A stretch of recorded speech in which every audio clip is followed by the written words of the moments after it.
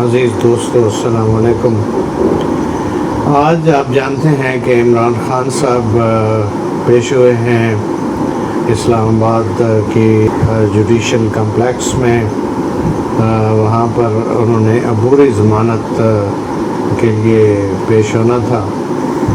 تو وہ پیش ہوئے اور انہیں عبوری ضمانت انٹرم بیل گرانٹ کر دی گئی۔ تو میں یہ بات کیوں کر رہا ہوں، اس بات سے مجھے ایک بات یاد آئی۔ قانون کے تمام جو طالب علم ہیں ان کے لیے یہ جو بڑے کیس ہوتے ہیں ان میں سبق ہوتا ہے، اس لیے ہم ان کیسز کے اوپر بات بھی کرتے ہیں، چونکہ اس سے جو باقی لوگ ہیں ان کو کوئی بعض اوقات فائدہ پہنچنے کا امکان ہوتا ہے اگر اس کو پرسو کیا جائے، فالو کیا جائے، بات کی جائے،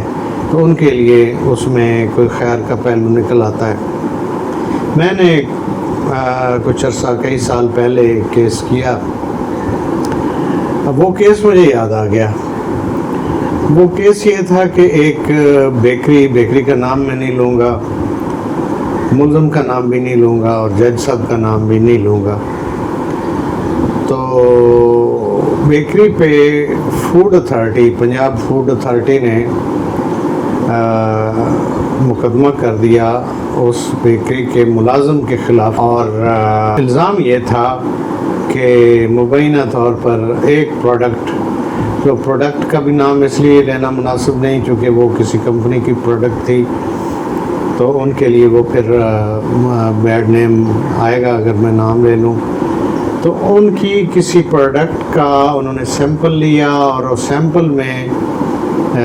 جو رپورٹ تھی وہ ٹھیک نہیں آئی، تو لہٰذا اس کے خلاف مقدمہ ہو گیا اس ملازم کے۔ وہ کچھ معمولی سیلز مین تھا اور اس کا کشمیر سے تعلق تھا، کسی بہت ہی غریب فیملی سے اس کا تعلق تھا اور بڑے دور دراز علاقہ کشمیر سے۔ جب میں پیش ہوا تو مجھے جج صاحب نے پوچھا کہ وکیل صاحب بتائیں، میں اس میں اگر کہیں تو میں فائن کر کے مقدمہ بھی ختم کر دیتا ہوں، یا اگر آپ چاہیں، اگر آپ نے اس کو کنٹیسٹ کرنا ہے الزام کو، تو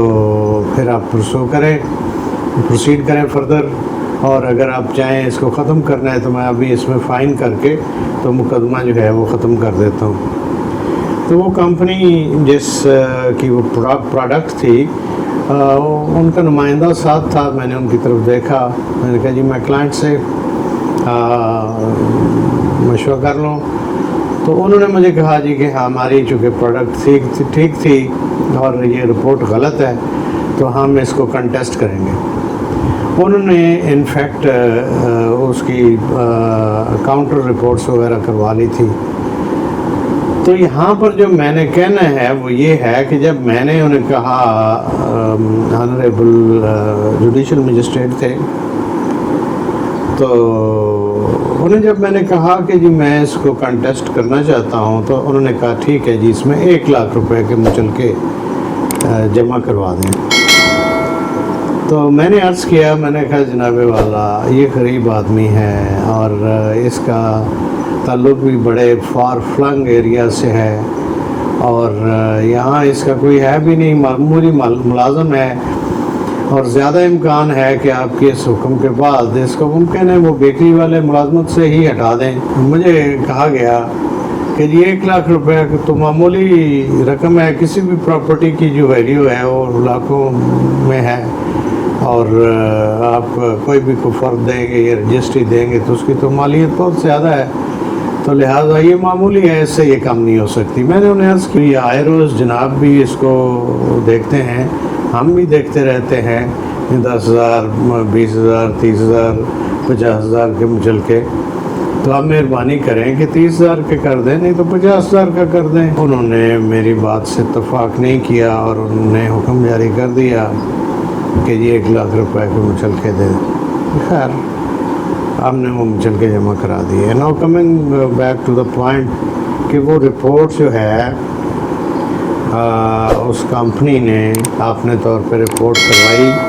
اور انہوں نے کئی جو ہمارے پاکستان کے کئی نامور لیبز ہیں، بڑے بڑے جو نام تھے 3-4، ان سے انہوں نے رپورٹ کرائی، سب نے کنفرم کیا کہ یہ پروڈکٹ ٹھیک ہے، اس میں کوئی ڈیفیکٹ نہیں ہے۔ تو لیکن اس کے باوجود وہ 6 مہینے 7 مہینے تک میں اس مقدمے کو پرسو کرتا رہا۔ بالآخر وہ تنگ آ گئے، وہ جو کمپنی والے تھے وہ بھی تنگ آ گئے، اور وہ جو ملازم تھا جس کے خلاف وہ کیس تھا وہ بھی تنگ آ گیا۔ تو انہوں نے مجھے کہا جی کہ اب ہمارے لیے یہ ممکن نہیں ہے کہ ہم اس کو مزید پرسو کریں، تو انہوں نے کوئی سیٹلمنٹ کر کے تو کیس ختم کروا لیا۔ تو یہاں پر میں نے یہ کوٹ اس لیے کیا ہے کہ اب یہ دیکھیں، ایک طرف 780 کا مقدمہ ہے، ایک 144 سیکشن 144 کے تحت مقدمہ ہے، اور وہاں پہ اکیوز جو ہیں وہ پرسن دیکھ لیں ایکس پرائم منسٹر ہے۔ تو اب مچلکہ دیکھ لیں، اب ایک دوسرا کیس اب دیکھ لیں،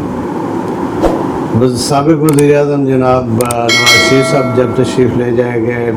کے گئے بیرون ملک، تو ان کی شورٹی دینی تھی عدالتوں نے۔ تو آپ نے دیکھا ہوگا کہ وہ کتنی شورٹی دے کے گئے، وہ ایک اسٹامپ پیپر کے اوپر شورٹی دے کے گئے اور وہ باہر تشریف لے گئے۔ یعنی ایک عام آدمی اور ایک خاص آدمی کے درمیان یہ رویے کا فرق ہے، اور یہ اگر ہم سمجھتے ہیں کہ اس فرق کو کوئی نہیں دیکھ رہا تو ہم غلطی پر ہیں، کیونکہ یہ جو ہمارے فیصلے ہیں، جوڈیشل جو ہمارے فیصلے ہوتے ہیں، عدالتی فیصلے، یا جو پولیس کے ایکشنز ہوتے ہیں جس میں FIRs اور ان کی تفتیش اور یہ اس طرح کے جو کام ہیں قانونی،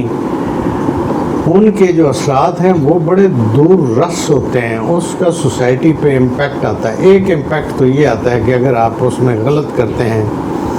ناانصافی کرتے ہیں، وہ پولیس کرے یا کوئی اور بااختیار انسٹیٹیوشن کرے، تو اس سے ایک امپیکٹ تو یہ آتا ہے کہ لوگ پھر اعتماد کرنا چھوڑ دیتے ہیں، اور اگر عدالتوں میں کوئی ناانصافی جب ہوتی ہے تو پھر لوگ اس فیصلے کی جو گونج ہے وہ بڑی دور تک سنائی دیتی ہے، اور آنے والے کئی سالوں تک سنائی دیتی رہتی ہے، اور وہاں بھی اس کا جو امیڈیٹ امپیکٹ ہے وہ یہی آتا ہے کہ جی یہاں پہ کون سا پھر انصاف ہونا ہے۔ تو اس کا نتیجہ یہ ہوتا ہے کہ لا لیسنس ہوتی ہے، لوگ قانون کو ہاتھ میں لیتے ہوئے پھر ڈرتے نہیں ہیں اور اعتماد نہیں کرتے ادارے پر، نظام انصاف پر، تو جس کا پوری سوسائٹی کو خمیازہ بھگتنا پڑتا ہے۔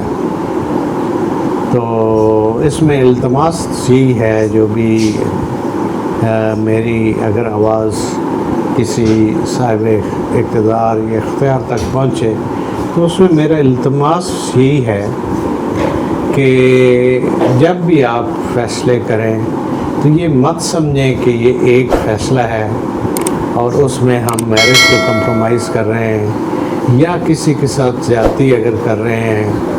یا دوہرا معیار اپنا رہے ہیں۔ ایک بااثر اور بڑا شخص آ گیا ہے تو اس سے مچلکا 5000 کا لے رہے ہیں، اور ایک غریب شخص آ رہا ہے جس کا کوئی ولی وارث نہیں ہے تو بے شک اس سے 1 لاکھ کا مانگ لیں، خواہ اس کی نوعیت جو ہے جرم کی نوعیت معمولی ہے، اور ادھر ایک بڑا شخص آ گیا تو اس کے جرم کی نوعیت بھلے سنگین ہے، یعنی دہشت گردی کی دفعات جو ہیں وہ سنگین جرائم میں آتی ہیں، قطع نظر اس کے کہ وہ مقدمہ ٹھیک ہے یا غلط ہے، وہ ایک الگ بحث ہے۔ تو یہاں اس طرح کے آپ کو متعدد مقدمہ مل جائیں گے، چونکہ جیلوں میں بہت سارے ایسے قیدی موجود ہوتے ہیں جن کے پاس کھانے کے لیے پیسے نہیں ہوتے وہ جرمانے کے پیسے کہاں سے ادا کریں؟ یہاں پر غربت، بے روزگاری اور بحران جو مالی معاشی ہے وہ انفرادی سطح پر بھی اور ملکی سطح پر بھی اس قدر شدید ہے. یہ آج کی نہیں، پچھلے کئی سالوں سے یہی کام ہو رہا ہے. ہمارے حکمران تو سب اچھا، جب حکومت میں آ جاتے ہیں تو ان اینک کے شیشے ان کے بدل جاتے ہیں، اور جب یہ اپوزیشن میں ہوتے ہیں تو ان اینک کے شیشے مختلف ہوتے ہیں. اپوزیشن میں انہیں ٹھیک نظر آنا شروع ہو جاتا ہے، حکومت میں جب آ جاتے ہیں تو شیشے ڈارک لگا لیتے ہیں، نظر آنا بند ہو جاتا ہے.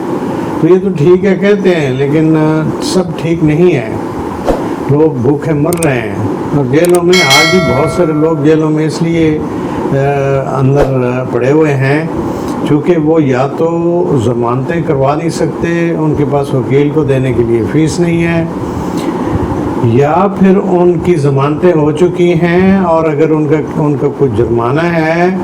تو وہ جرمانہ ادا نہیں کر سکتے، اور ضمانت ہو گئی ہے تو مچلکے ادا نہیں کر سکتے، مچلکے نہیں دے سکتے. تو